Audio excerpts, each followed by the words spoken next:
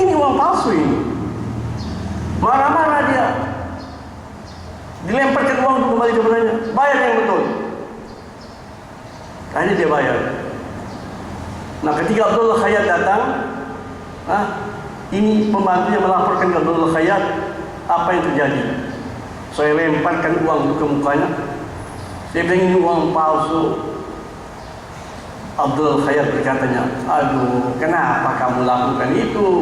Kamu tunggu saja sampai saya datang. Ini bukan satu kali, sudah beberapa kali dilakukan kepada aku.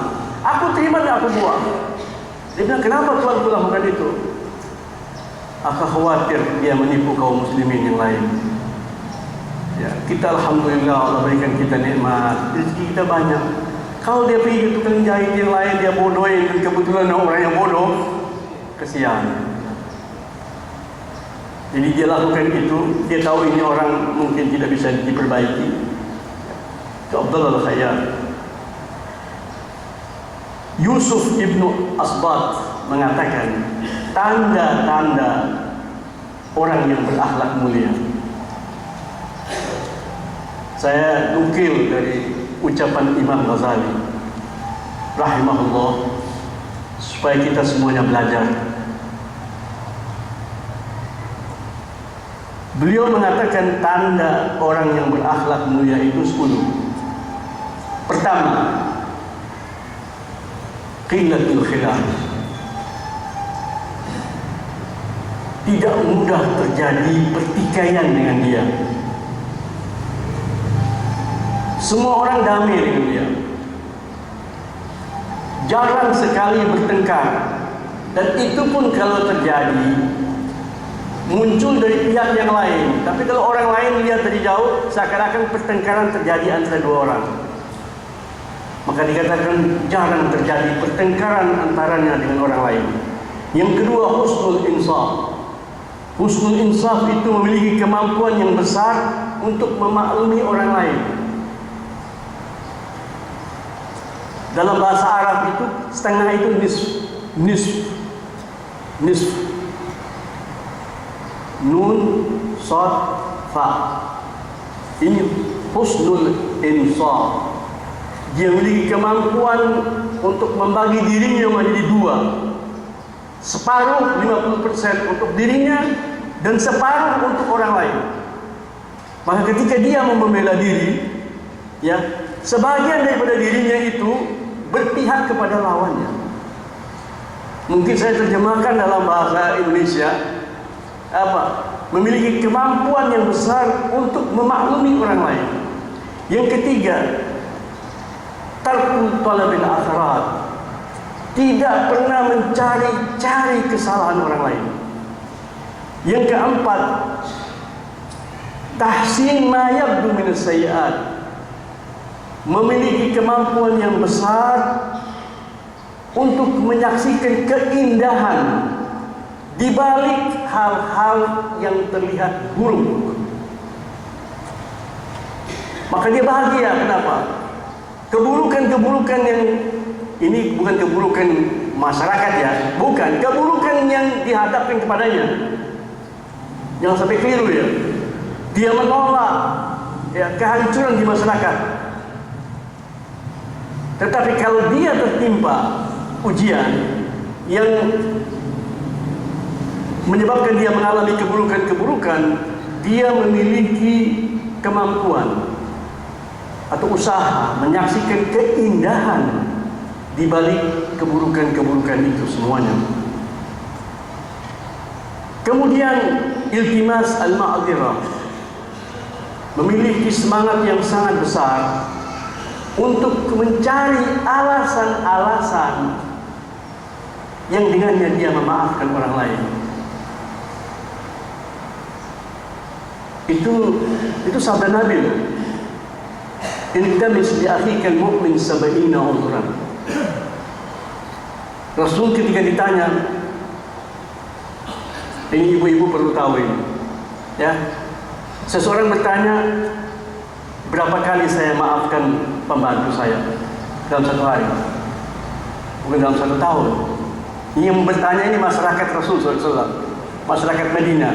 Wahai Rasulullah, Berapa kesalahan yang bisa saya toleran kepada pembantu saya dalam satu hari? Rasulullah diam. Dia tanya lagi, berapa kali? Rasulullah mengatakan 70 maratan, 70 kali.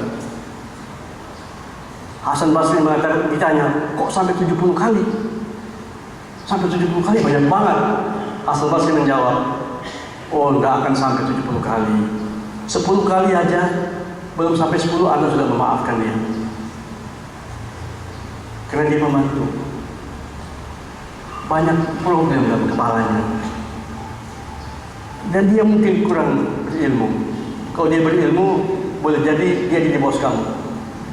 Maka syukurilah Allah SWT dalam setiap kondisi. Upayakan kamu menyaksikan keindahan di balik cobaan-cobaan hidup. Kemudian ini memerlukan apa? Kemampuan untuk sangat sabar di dalam menghadapi godaan-godaan, gangguan-gangguan kehidupan. Kemudian rujuk bil mulama ala nafs, memiliki kemampuan atau keinginan yang kuat introspeksi, wa tafarrud bi ma'rifati uyubi nafsi. Kemudian fokus untuk mencari kelemahan-kelemahan pada diri kita sendiri sehingga kita lupa kepada kelemahan orang lain. Entah yang keberapa ini, mungkin yang ke-8 adalah berwajah ceria, santun dan murah senyum kepada anak-anak, apalagi kepada orang tua. Kemudian yang terakhir, kelembutan di dalam berbicara. Kelembutan di dalam berbicara kepada yang muda, apalagi kepada yang tua. Kemudian seorang ulama mengatakan bahwa tanda akhlak yang mulia itu yang paling rendah, kemampuan bersabar terhadap gangguan-gangguan. Kemudian sesudah itu tarkul mukafa'ah, tidak pernah membalas keburukan dan keburukan. Ditingkatkan lagi apa? Memaafkan orang yang zalim dan memohonkan dari Allah kepadanya al-istighfar, memohon kepada Allah pengampunan yang kemudian terakhir sayang kepadanya. Jadi bertingkat-tingkat. Pertama kali sabar di dalam menghadapi gangguan, yang kedua tidak membalas keburukan dan keburukan, yang ketiga kasihan kepada orang yang zalim, tidak cukup kasihan, memohonkan pengampunan dari Allah baginya. Kemudian yang kelima, membantunya berbuat baik kepadanya untuk menjadi hamba Allah yang baik. Saya kira demikian.